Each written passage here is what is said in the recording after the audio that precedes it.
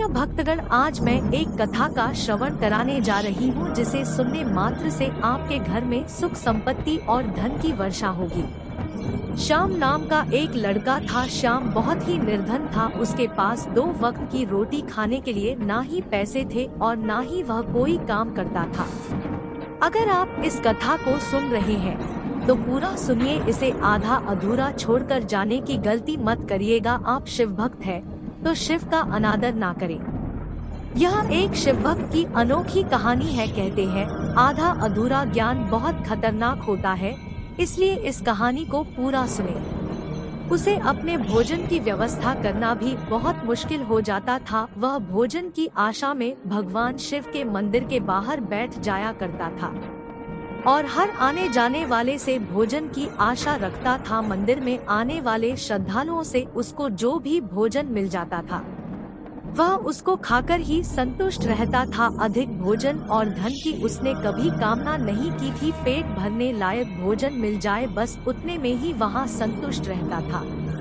वहाँ निर्धन था किंतु हृदय से बहुत दयालु था। उसका यही प्रयास रहता था कि यदि किसी को उसकी आवश्यकता है तो वहाँ उसकी सहायता करे। किंतु हमारा समाज ही ऐसा है, निर्धन को तो कभी मनुष्य मानता ही नहीं। उसकी सहायता लेना तो दूर, कोई उसको अपने पास भी नहीं आने देता था।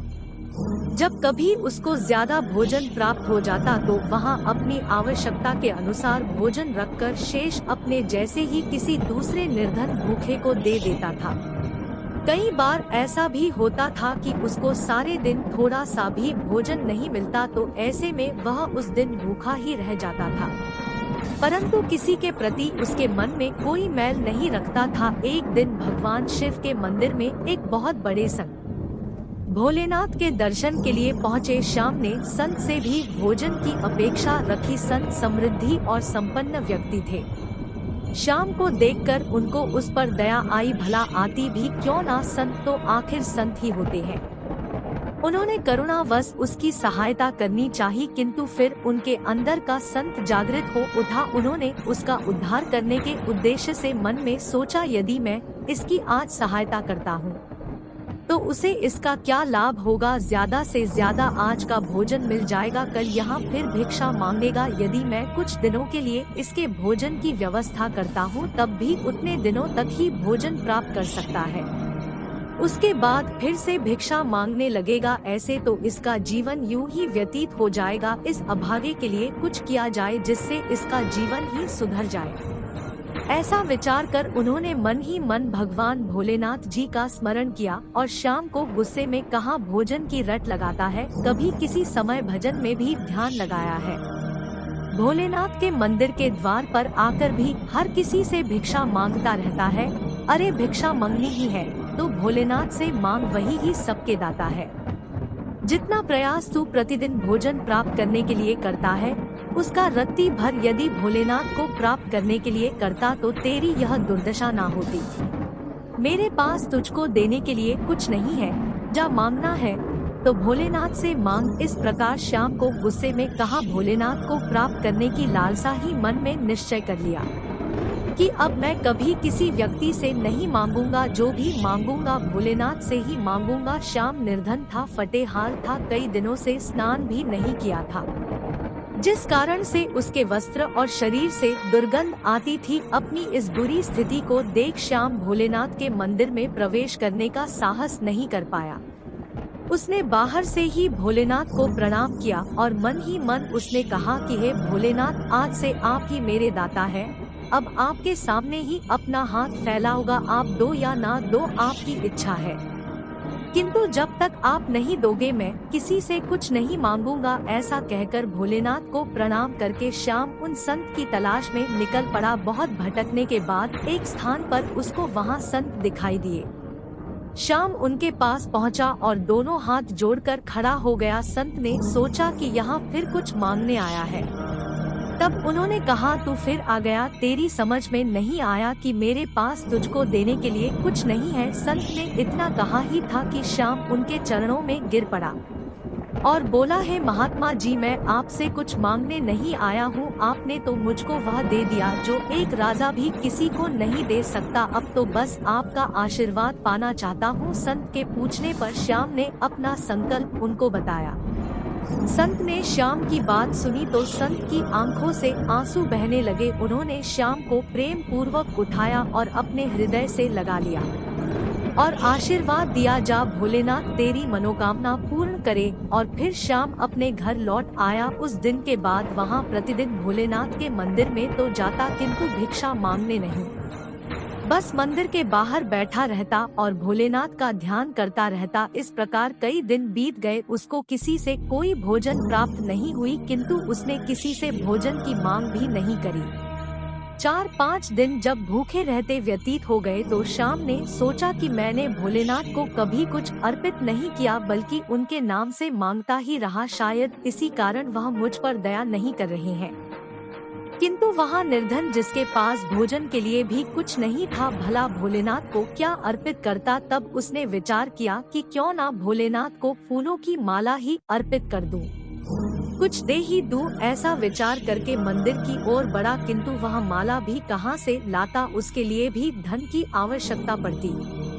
धन उसके पास था नहीं। तब उसने विचार किया कि फूल बेचने वाले के पास जाता हूँ, शायद वह एक माला मुझे दे ही दे।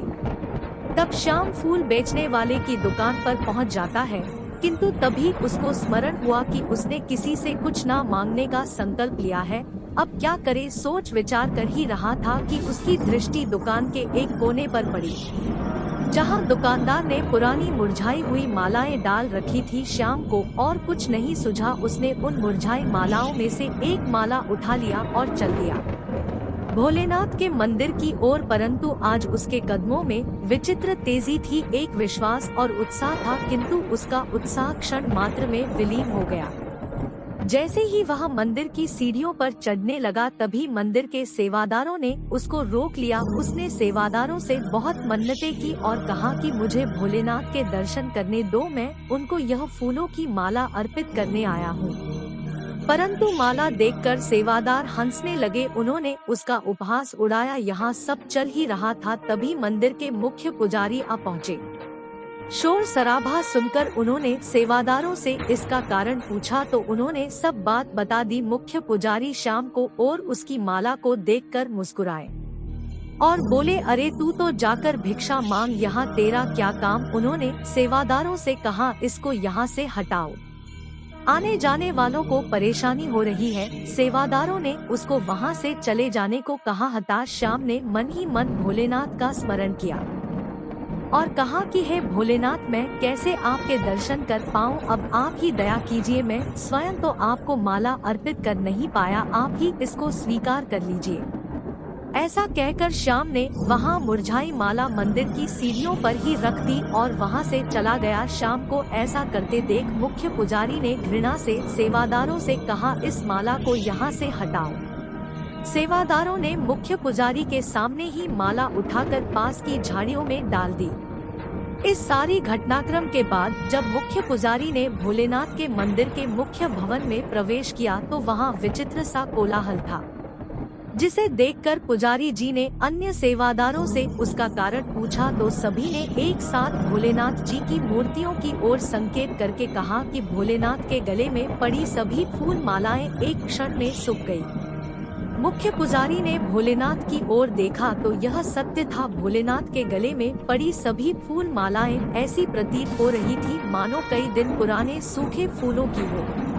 सभी लोग बोले कि यहाँ सभी मालाएं कुछ क्षण पूर्व एकदम ताजे थे और अपनी सुगंध फैला रहे थे, किंतु ना जाने क्या हुआ, अचानक ही सब सूख गई। मुख्य पुजारी को बहुत ही आश्चर्य हुआ। उन्होंने सेवादारों से नई मालाएं लाने को कहा, तुरंत ही और ताज़ी मालाएं आ गई। पुजारी जी ने जैसे ही वहाँ मालाएं भोलेनाथ के गले में पहनाए, तुरंत ही वह मालाएं भी पहले की तरह सूख गई।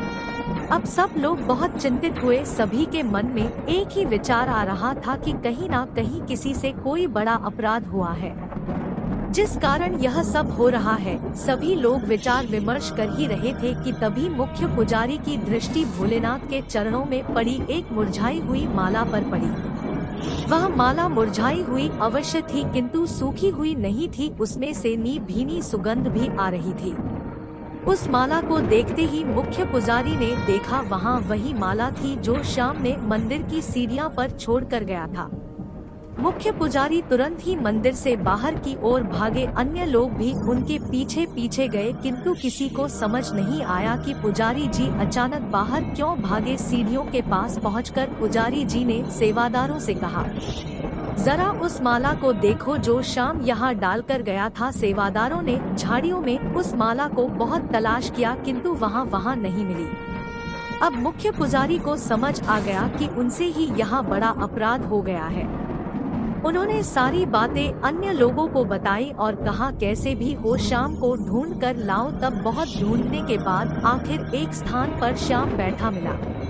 वहाँ भोलेनाथ के ध्यान में मग्न होकर भजन गाने में मस्त था। जब उसने देखा कि उसके चारों ओर बहुत से लोग एकत्रित हैं, तो उसने पूछा, क्यों भाई, क्या बात हो गई? मुझसे कोई अपराध हुआ है क्या? सेवादारों ने श्याम से कहा, शीघ्र चलो, मुख्य पुजारी ने तुमको बुलाया है। श्याम ने सोचा कि निश्चित ही उससे कोई अपराध हुआ है। वह डरता हुआ भोलेनाथ को याद करता हुआ सेवादारों के साथ चल दिया। जैसे ही सब लोग मंदिर पहुँचे, पुजारी दौड़कर श्याम के पास पहुँचे और उसके चरणों में गिर पड़े। श्याम अचानक हुई इस घटना से हिचकिचाकर पीछे हट गया। उसकी समझ में नहीं आया कि यह क्या हो रहा है। तब पुजारी जी ने श्याम को समस्त घटना के बारे में बताया और उसे अपने अपराध के लिए क्षमा मांगी और कहा कि हम सब ने तुमको पहचानने में बहुत बड़ी भूल कर दी। तुम तो भोलेनाथ के लाडले हो। भोलेनाथ क्रोधित हो गए हैं, अब इनको तुम ही मानाओ। यह सब सुनकर श्याम को बहुत संकोच हुआ, उसकी आंखों से आंसू निकलने लगे, किंतु वहाँ मंदिर में प्रवेश करने का साहस नहीं कर पा रहा था। इस घटना की चर्चा समस्त नगर में अग्नि के समान फैल चुकी थी। उन संत के कानों में भी इसकी भनक पड़ी तो वहाँ संत तुरंत ही मंदिर की ओर चल दिए। वहाँ पहुंचकर संत ने श्याम से कहा, श्याम, संकोच क्यों करते हो? भोलेनाथ ने तुमको पुकारा है। यह तुम्हारी भक्ति और निष्ठा का ही फल है। जाओ और भोलेनाथ का अभिनंदन करो। श्याम संत के पैरों में गिर पड़ा और श्याम की आंखों से आंसू रुकने का नाम नहीं ले रहे थे। संत ने श्याम को प्रेम पूर्वक उठाया और उसको लेकर भगवान के द्वार की ओर आगे बढ़े। पीछे पीछे सभी लोग चलने लगे। भवन में पहुंचकर संत ने श्याम को फूलों की माला देते हुए कहा, श्याम, यह भोलेनाथ के गले में सूखी मालाएं उचित नहीं। फिर श्याम ने कांपते हाथों से माला को पकड़ा और भोलेनाथ के चरणों में अर्पित करते हुए रोते हुए बोला, है भोलेनाथ, मुझ पापी पर आपने इतनी बड़ी कृपा करी। आप दया के सागर हैं। यह भी सत्य है कि आप ही सबके दाता। आपने मेरी झोली में वह भिक्षा डाल दी जिसकी मैंने स्वप्न में भी कभी कल्पना नहीं की थी। है दया निदान, मैं पापी इस योग्य नहीं कि आपके गले में यह फूलों की माला अर्पित कर सकूं। मुझको तो आप अपने चरणों में ही रहने दे। माल को स्वीकार कीजिए। श्याम की माला अर्पित करने के बाद सभी ने भोलेनाथ को माला अर्पित करी, किंतु अब मुरझाई संपूर्ण मंदिर फूलों की भीनी भीनी सुगंध से भर उठा। अब श्याम पुनः उन संत के चरणों को पकड़कर बोला, है महात्मा, आपने मेरे जीवन को नया आधार देकर मुझ पर बहुत बड़ा अनुग्रह किया है। मैं जीवन भर आपका ऋणी रहूंगा। अब यह जीवन आपका है, मुझको भी अपने साथ ले चलिए। मैं आपकी सेवा करूंगा और भोलेनाथ का भजन गाऊंगा। बस अब यही मेरा जीवन है। संत ने प्रेम से श्याम को उठाया और उसको अपने गले लगाकर बोले, श्याम, तुम भोलेनाथ के सच्चे भक्त हो, मैं तुमको इनकार नहीं कर सकता। तब श्याम संत के साथ रहने लगा। मंदिर में भोलेनाथ की सेवा का कार्य भी श्याम को सौंप दिया गया। अब उसको भिक्षा मांगने की आवश्यकता नहीं रही। भोलेनाथ ने उसको इतना दिया कि वहाँ दूसरे भूखों का भी पेट भरने लगा। श्याम अब संत श्याम बन चुका था। इस तरह से भोलेनाथ की सच्ची भक्ति जो कोई भी करता है, भोलेनाथ ऐसे व्यक्ति को कभी भी निराश नहीं करते और ऐसे व्यक्ति की हर इच्छा पूरी करते हैं। धन्यवाद। अगर इस वीडियो को बोलते समय कोई त्रुटि हो तो कृपया क्षमा करें। आप शिव भक्त हैं तो चैनल को सब्सक्राइब कर लीजिए और इस वीडियो को ज्यादा से ज्यादा शेयर करें। कमेंट में हर हर महादेव जरूर लिखें।